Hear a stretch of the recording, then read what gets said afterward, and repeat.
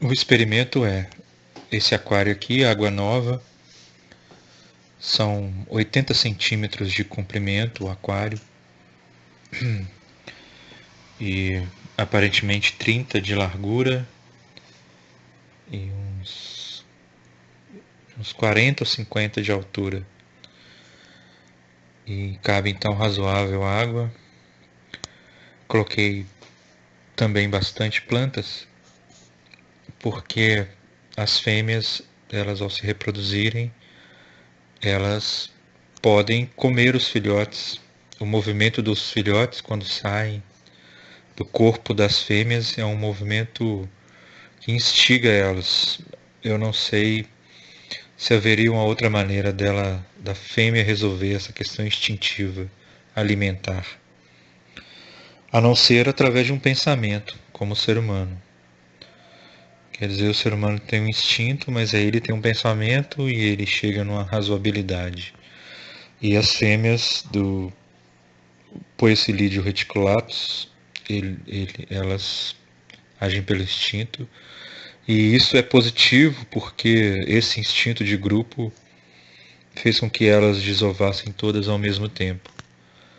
Então, depois de alguns dias com os peixes neste aquário pequeno, menor,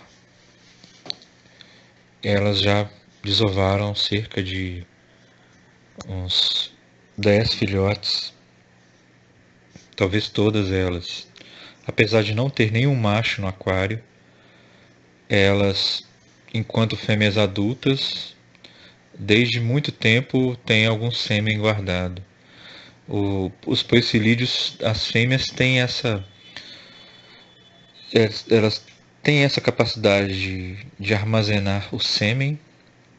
Isso mereceria um estudo bem detalhado, porque é muito interessante esse armazenamento orgânico de parte de outro organismo, de propriedade de um outro organismo. Enquanto os machos eles têm um pênis enorme, em proporção ao tamanho do corpo, o pênis deles é muito grande. E ver a copulação do lebiste é muito curiosa, vale a pena. Mas para esse experimento deste aquário eu coloquei apenas 5 fêmeas. A ideia é tentar fazer uma população grande aqui nesse aquário, partindo de 5.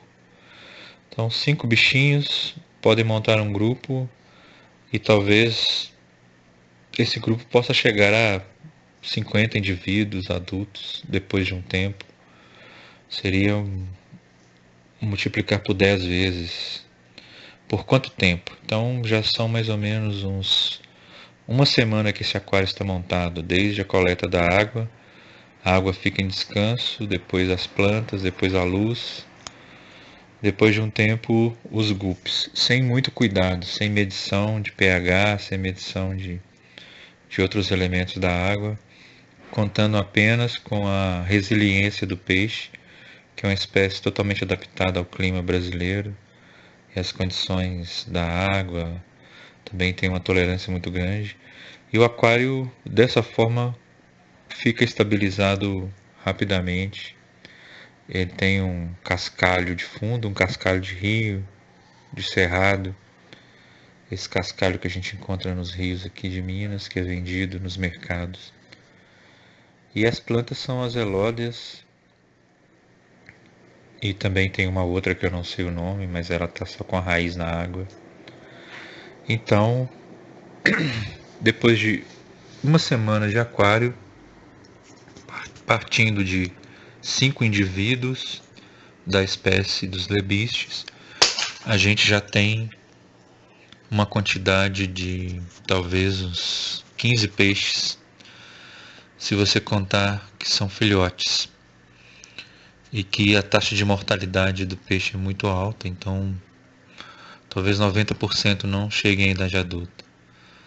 Eles são frágeis, a temperatura principalmente, mas a primeira ação instintiva deles foi se esconder da mãe e depois se reunir num bando. E aí eles montaram um bando de peixes, um bando de filhotes, eles ficam associados.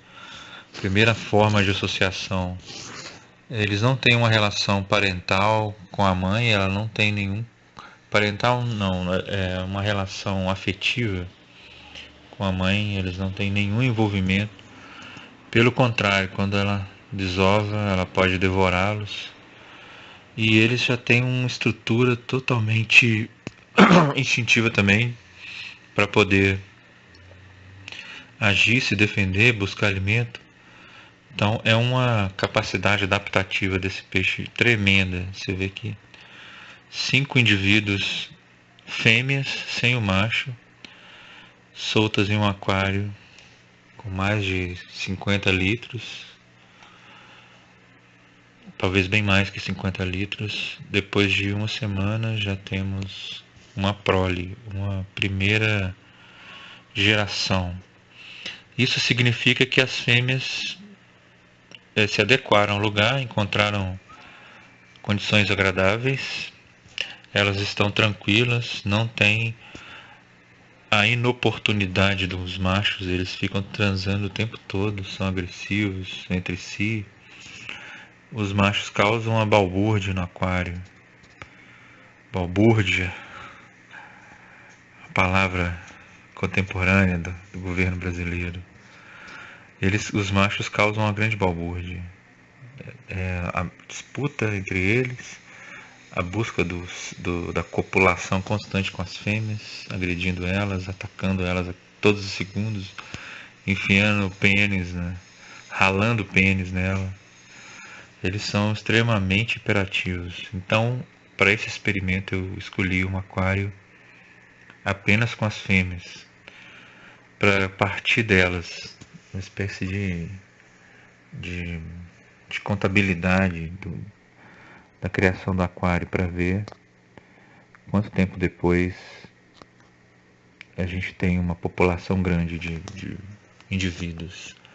E também para ver que tipo de coloração que tipo de estrutura o aquário vai ter, que tipo de estética, como serão os machos, porque os machos desse aquário serão todos os filhotes que vão chegar à idade adulta.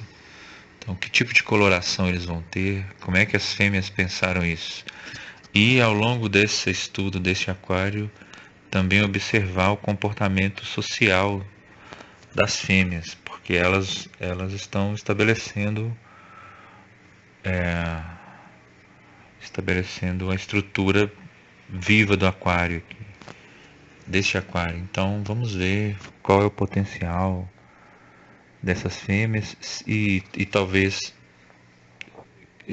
surgir como uma sugestão para quem vai montar um aquário com guppies, de começar com as fêmeas. É uma intuição e até agora está funcionando, porque depois de uma semana de 5 indivíduos, nós já temos uns 15 ou mais. E infelizmente, pela falta do filtro, a água pode ficar comprometida porque eu tenho colocado bastante alimento. Então, um alimento que o peixe vai ter a hora que ele quiser, não vai precisar caçar os filhotes. E uma outra coisa importante é ter um momento de escuro no aquário, porque isso é importante para os filhotes conseguirem se alimentar sem estresse. É importante para a planta também, porque a planta precisa da fase escura. A elódia cresce muito e eu não sei se essa luz vai ajudar essa elódia a crescer.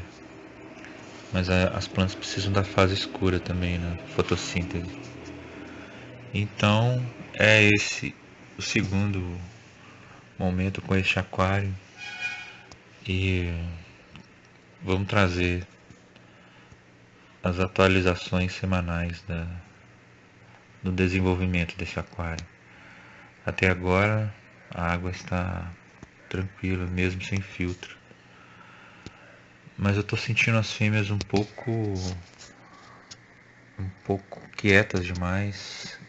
Não sei se elas podem estar doentes. Eu vou tentar trazer uma outra ração, uma ração de cura. Ela é uma ração mais roxinha. Ela ajuda com algumas substâncias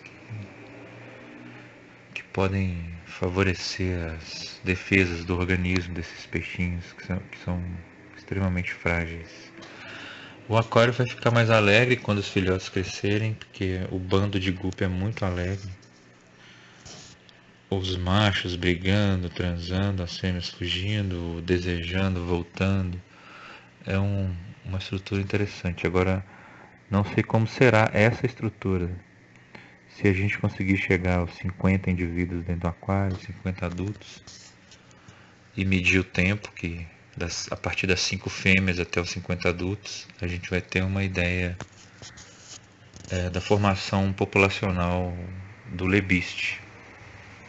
Em termos se há alguma hierarquia por espaço, em geral as fêmeas na natureza, algumas fêmeas ficam muito grandes mesmo, elas chegam quase a 9, 10 centímetros, assim, nas condições totalmente ideais. Eu já presenciei fêmeas de 10 centímetros em um criadouro no sul de Minas, criado em caixas de água de amianto.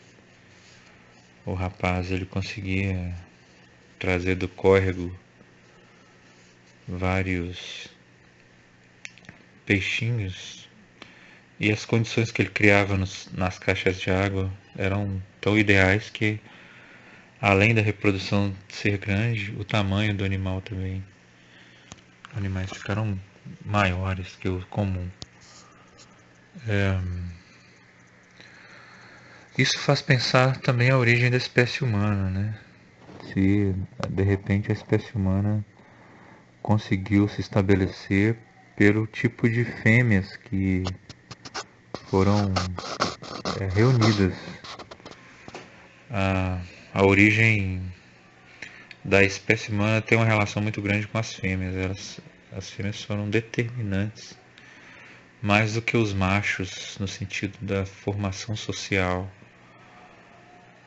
E aí a ideia de que para o lebiste também as fêmeas, se eu colocasse, por exemplo, 5 machos, o aquário ficaria absolutamente infértil, né? Os machos do guppy não têm a capacidade de certos machos da espécie Poecilidae, do grupo dos poecilídeos, da família Poecilidae. Em algumas espécies é possível a recombinação sexual. Certas fêmeas se tornam machos, certos machos se tornam fêmeas depois do estado adulto. Por exigências, eu não tenho estudo sobre isso, mas por exigências ambientais talvez. Mas o guppy eu nunca vi caso sobre isso. Eu já vi no espada, eu já vi a transformação de uma fêmea em um macho em certas circunstâncias. Eu não sei precisar circunstâncias porque eu não fiz o estudo, mas é a população que eu estava desenvolvendo. Então vamos acompanhar o guppy para ver se um aquário fundado por fêmeas funciona no momento de você criar uma grande população, uma superpopulação. Eu vou tentar criar uma grande população. Também no sul de Minas, outro criador, o primeiro criador, o nome dele é Leon, um grande criador de guppy do sul de Minas. E o outro criador também muito, muito grande é o Lawrence, um grande criador. E o Lawrence, ele conseguia montar superpopulações de guppy. Ele criava os guppies em um tanque daqueles de lavar roupa, um tanque que tem uma estrutura característica, e esse tanque ele conseguiu criar um ambiente muito ideal e a população ficou imensa, ficou uma superpopulação. Vamos tentar fazer essa experiência aqui com esse aquário de 80 centímetros. Partimos de 5 fêmeas e já temos, depois de uma semana, uma quantidade razoável. Só para lembrar que essas fêmeas foram adultas, 5 fêmeas adultas, não muito grandes, que eu coloquei. E essas fêmeas, desde que iniciam a capacidade reprodutiva, elas já vêm recebendo o sêmen dos machos. Então, A hipótese é que existe uma estrutura de armazenamento de sêmen que faz com que elas não precisem, depois de um certo tempo, copular mais com os machos. Elas podem continuar gerando algumas sequências de filhotes sem a presença do macho. Então, já tem uma semana, são 5 fêmeas. E vamos ver como vai funcionar. Se elas vão conseguir. Até agora nenhum óbito. Talvez alguns filhotes tenham sido devorados, mas entre as fêmeas as 5 estão vivas, apesar de elas não estarem aparentando uma boa saúde. Quando eu as coloquei aqui, elas estavam muito estressadas. Agora elas estão muito quietas, mas elas conseguiram reproduzir em conjunto. De repente, o estímulo de uma afetou as outras e parece que todas reproduziram. Não, essa quantidade de filhotes não parece ser de uma só.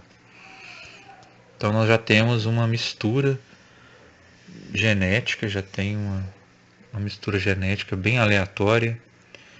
Eu procurei escolher fêmeas selvagens, absolutamente selvagens, e fêmeas com algum gene de coloração do rabo, uma coloração mais laranja.